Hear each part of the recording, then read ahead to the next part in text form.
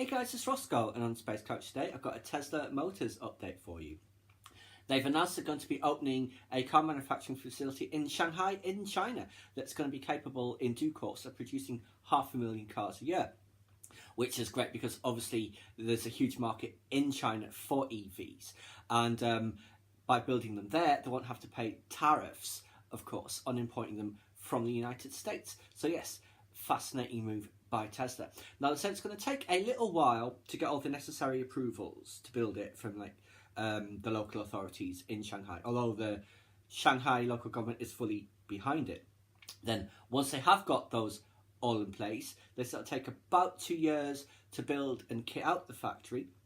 And you know, we've seen all the various issues with every single one of the Tesla production lines so far. Hopefully they'll learn from the Roadster, the S, the X and the 3 in streamlining their processes for the new factory. Then once it's built, it'll take about 3 years to scale up to that 500,000 cars a year, which, as I said, that's probably for the Chinese and the local market. So that is the second Tesla car factory going up. Not sure where the third one will be. There was talk, of course, of one in Europe, one in India, as well as one in China, I expect.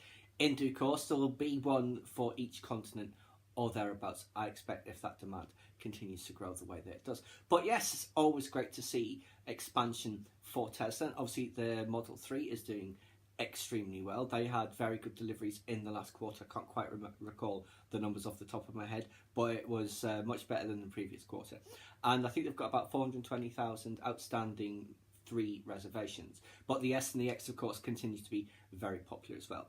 But yes, they're opening a car manufacturing facility in Shanghai, and it is going to be fully Tesla owned rather than being the joint ventures that were the case in China previously. If you wanted to do business there, you had to go 50-50 with a local firm. And of course, that is when all the technology transfer and espionage, corporate espionage problems come from with things like that. But by being fully Tesla owned, hopefully that won't be a problem going forward. But yes, the first Chinese made EVs will probably be rolling off in 5 or 6, well, no, in about 3 years time, I guess, assuming up to a year to get the approvals, and then the couple of years to build the factory, and then they will start trickling out, and then it will grow exponentially, of course. So yes, Tesla Motors continue to grow.